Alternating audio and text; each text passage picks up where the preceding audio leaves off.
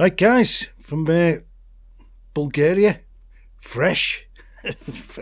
It's fresh here, and it's -8, and we've got -10 forecast for tonight, but it's kind of hasn't been reaching the lows that they've been forecasting, so we'll see. But I might have to put the car on charge tonight. It was a bit sticky this morning. I'm just warming it up now. Go down the shops, and so yeah, I've got this little charger, fantastic, and I can just charge it straight from the mains from the house, and it's got like a little icicle, which is a smart charger, so it doesn't cook the battery or the car. It's just a trickle, and it stops when the charge is reached. So a good little feature, and the good little chargers now these days. I've been through a lot of chargers actually over the years, and they seem to last so long. I like those compressors as well. They always break. I find, which is a lot of things break these days. They really do. And people hark back to the old days and that, and there's a lot of truth in that. I noticed when we were on the road trips, and I will talk about the road trips because that's mainly the main thing I do, is the furniture in the places. It all looks great, but it's falling to bits. Everything's garbage. Well, especially the modern stuff, and it looks fantastic. Absolute garbage, and you can tell it's brand new. And there was one apartment, and I don't know how long they've been renting out or how old the furniture was, but it wasn't old, and everything's falling to bits. And also sanitary ware, taps and stuff, they don't last too long, especially here, because we've got two little problems, not too bad, but like we've got to take the filters out of the taps when you put a new tap in. Well, it's a good idea because we get silt, not just limescale. That's another. We've got limescale and we've got silt when they mess about with the water system, and then they turn it back on if they do a new connection or whatever. A little bit of silt will get in, and you get a surge then, and if you get the filter off, there's a filter at the end of every tap. Now, why they would put a filter at the end of the flow through the tap and not at the beginning is kind of questionable. They actually have the filter where it comes out, the water comes out of the tap. Now, if any silt's got to that point, you'd want it out of the tap. Anyway, so we take the filters out of the taps, and also we can get surges in pressure. But like every house I have now, I put a pressure regulator in, and it saves it. It can blow up these boilers. That boiler you can see behind me doesn't do them any good if you get a pressure surge, and they've got a pressure valve on them as well at the bottom, and when that blows it keeps dripping. Then you've got to replace them. Anyway, this is all the things. Anyway, it's pretty cold, but I've got an old in my in the water little inspection chamber where the water meter is. I've got a bulb in there which is on when it's cold. Anything -4 or 5 below that, you're risking then the meters crack, and then you've got to go through the rigmarole get a new meter, which they're not expensive, but like but you've got to go and get a new meter from the water department, and then they've got to fit it. They don't charge you, but because they supply them and the garbage. That's another thing. The old days you could buy really robust ones and fit them yourself and call them out to take the first reading and take the last reading on the one that was broken. But they don't do that anymore. They've got to swap it over for you. Well, for obvious reasons, because people will mess about with the old one, won't they? Send some compressed air through it or something and make it run backwards for a while. Or something like that. I don't know. I wouldn't know about anything like that. So we're into Frugal February. And I'm having a bit of a moratorium because it's cold, and just to get us through till like the end of March now. Really, you've got to watch the balances and I'm not going to go anywhere now until at least the end of March, as in road trip wise, and our team now is basically disbanded.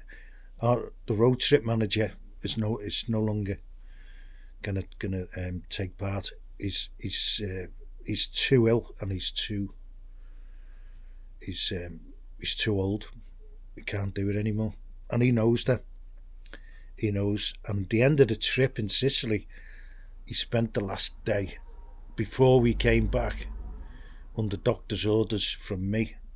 I said, look, we've got a big day on the flight day, it's like 12 hours door to door. It's not like major stuff but like he was in bad condition by the sixth day, and I said, we're not going. We're supposed to go to Syracuse, but we didn't go. And I said to him, you've got to lay up, and he agreed. He knew. And he agreed, and I went and got some. He wanted some Nurofen, and he was calling it medicine. And I said, it's not medicine; it's painkillers. It's and he said, oh well, whatever. And he got some advice from someone anyway, and they said get some Nurofen. It was expensive. It was €9.50, and for one little stick of tablets. I was expecting it to be a double decker in the box. It wasn't. It was just one layer of tablets. So that'll make 10 tablets, I think. €9, €9.50.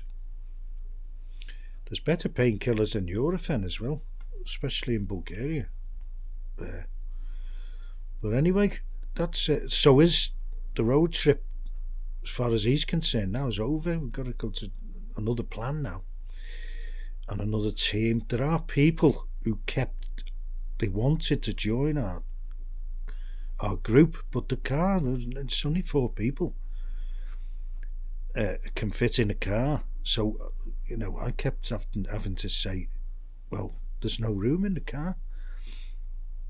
And now this'll open it up a little bit, and we'll have to go in my car, the Subaru. So I'll have to get it. Serviced. I think the power steering's leaking a little bit. They did fix it in the garage next door, but I don't think they did the whole thing. And I was trying to explain to them the actual unit was dripping. It was actually dripping onto the exhaust, which it didn't like. So I'll have to get that sorted if I'm going to go anywhere, and sort out some proper plan for recovery. We don't have any as such national recovery, and for the Balkans and that, like the AA or the RAC. it's mainly you can get stuff on the sat navs in that actually, and the phone. And if you can get onto Google Maps, you can put in recovery and they'll give you numbers and all that. And you can also, each country has an emergency number as well, and I think you can call that. But I'll have to sort that out if we're going to be going anywhere, and I won't go mega extreme like we normally do, really, because he doesn't mind, because it's his company car, and he's loaded, our road trip manager. But and he doesn't show it, and he doesn't throw his money about, but like, he doesn't bother about trying to save money or save the car. And the car's a Yeti. Absolutely, what a car. That's why I'm buying a Skoda Superb next. Economical, the bulletproof the engines, to use a Volkswagen 2 litre, which Volkswagen don't use anymore, and I think Skoda still used them. And the bulletproof, this has done 360,000 now, and it pulls like a train, and it's just a normal 2 litre. Well, it's got a turbo thing, and I don't like the gearbox because it's manual and 7 speeds, so you're just changing gear all day long, and especially up and down the mountains. And so I'll get an automatic. They might not last as long, or whatever, but like, I always have automatics. So most of my cars are automatics. Anyway, so Frugal February. All we're doing is just, I think in the USA they call it hunkering down for the winter. It's getting pretty cold. It can be very cold in February and even March. It's -10 tonight, and it's not too bad in the house because I've got it like, because I'm not out much when it's cold like this, because it's not sunny. And when it's sunny, you can go and sit outside. It's fantastic. So I'm in the house, but I haven't got the fire going yet this morning, because I'm going to go to the shops in a minute. I'm just warming the car up, and I went to see the dog yesterday. Even the dog is hunkered down, so it didn't come out. I think the neighbour, well, my ex-neighbours, I think the lady, they live on split floors. Like, she's the mother, and then the son and his wife live on the ground floor with the daughter. But they've got somewhere else in Troyam where she stays now and again. If they have an argument, I think, or she gets fed up with him or whatever. But she goes, I've never asked. We were never that close. But she goes missing now and again. The wife. And the youngish couple, and the daughter is now, I think she's got to be 16, 17 now. Sharp as a tack. These village kids, they're so healthy, if they don't get if they don't go wayward, which they tend not to in Bulgaria anyway. But so I think the village dog, I think she's took it in now upstairs, because it came down. She opened the door, because I drive up and down until the dog smells the food or smells me, or both. And because the dog, it's like, you can tell it's going on the scent, and it's probably smelled the car. So dogs can smell things like for miles away. I hope it's that anyway. But you can see the dog, and that dog's got a superb nose. Eyesight's not very good, and its hearing is not too clever either. But the smell, you can tell it relies on its nose, and a lot. So the dog, it came down, and it almost knocked it down off her feet, and it knew I was coming past. And as I came past, it bolted down the stairs and after the car, as it usually does. So I'm guessing she's looking after it. It was sleeping with it. They had a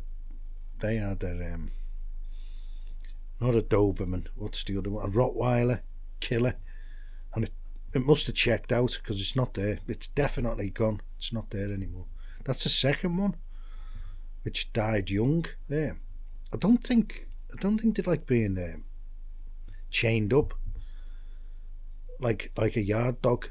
I don't think it does them, and they're not very good anyway. Big dogs, they need a lot of care and attention. Huge dogs like that, and it didn't get really any proper exercise. Really, used to take it out now and again when he was going up the mountains for mushrooms and that, but like not very often.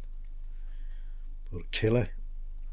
I'm glad it was on a chain actually, because they don't have, their property isn't like cordoned off, and it need to be if you've got a Rottweiler there. But anyway, but the little dog, that's always been free. The village dog, that's outlived almost everyone in the lane. It's outlived 3-4 people there have died, and me, who's gone. So there's only their family there full time, and another woman who moved in, which is one of the reasons I moved out. That's another story which I'll never ever tell on this channel anyway. But yeah, so what have we got to look forward to for February? Now I'm planning to get this. I've got to sort out with the neighbour next door. I'm guessing he's going to start building a house in around March, April, probably mid-April. He might be waiting for a builder to finish a project, or he might be waiting for the weather to get warmer. But he's got to be careful. I mean, for me, if I was going to build a house and foundations are involved, I'd do it as soon as possible, because we can get a lot of rain here, and that's when you don't want to be digging in the ground with any mechanical diggers or anything like that. That's when you don't want to be messing about. And we've got this dry stream, and it's been running actually because it's exposed all the stones in the soil, and I don't know what his plan is for that. Well, I've warned him a few times that that's a stream bordering on a brook, river. When it's really rains, it comes down there. You can see it. It's a proper valley, a proper V-shaped valley. And I've told him a few times. I said that when that starts flowing, it's a river, and he's got it coming right into the middle of his land now. It used to go round, and in between my land and his land, and down and back into his land. And I told him all this, and he's just he's kind of, I don't think he's listened. He might have done, but he hasn't done anything about it or reacted. Well, he's made it worse for himself anyway, better for me. And I've waterproofed the wall now at the back of the house, so it won't come into my land, hopefully. But like it's a lot of water comes down, and when you get these flash streams, it comes down all at once, seemingly anyway, and it doesn't stay in any. It just spreads out over the land because the river has been kind of, when they till the land and that, it's kind of been, the actual water course has been just kind of spread out, if you like. And he's done the same again now. He's had the diggers in there and he's levelled all the land, which is better for me actually. But anyway, that's so I might do some press ups in a minute and some star jumps to warm up before I light the fire, and then I might not. I'll just go to the shops now and do some frugal. We've got a what's the name next week. We've got a boycott on the supermarkets. They've done one in Croatia and all them countries around, right? Albania and North Macedonia and Serbia, I think, all of them. They've boycotted the supermarkets because they think they're hiking the prices up. Just, making excuses, especially in Croatia, because they joined the Euro. I think it was beginning of last year. It might have been just a bit before that. And they said, oh no, it's not going to, prices won't go up because of the Euro. What are you talking about? I've said that here. And they always do. They always do in these countries. I was in Spain when they adopted the Euro. Everything virtually doubled. And the Croatia, it's gone through the roof. And it's not cheap there to start with, So I'm just hoping now. There's a lot of opposition building here against the Euro, and even the politicians. And you can tell that they don't want the Euro because there's a lot of unaccounted for lev knocking about. It's into the billions. I think it's 60 billion or something like that. No one knows where it is, except for maybe the politicians and all the police and people like that, and anybody else, all the businessmen. So it's in everyone's interest, I think. And I think they've just done something in the budget now, which makes it more difficult to go into the Euro.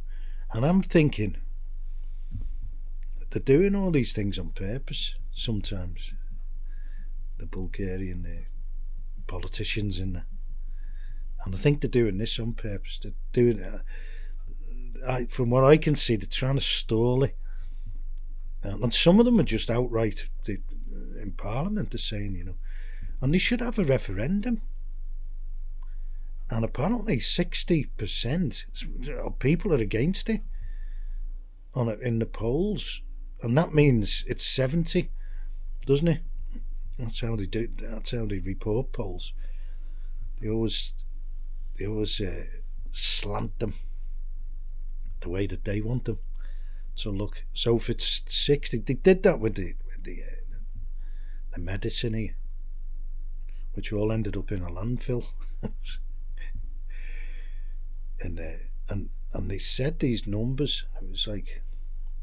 And then over time, the proper numbers, I think, came out who took the medicine. But it wasn't many people here. I think it was about 27% in the end. And a lot of that was like, they were driving it around in when it was supposed to be kept at like minus 600 degrees or whatever garbage they said. And they were driving it around in sausage vans, in these fridge vans. So people may have been lucky.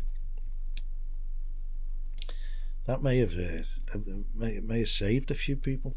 But anyway, the less said, the better about all that. That was the things that go on here. Fantastic. Cheers.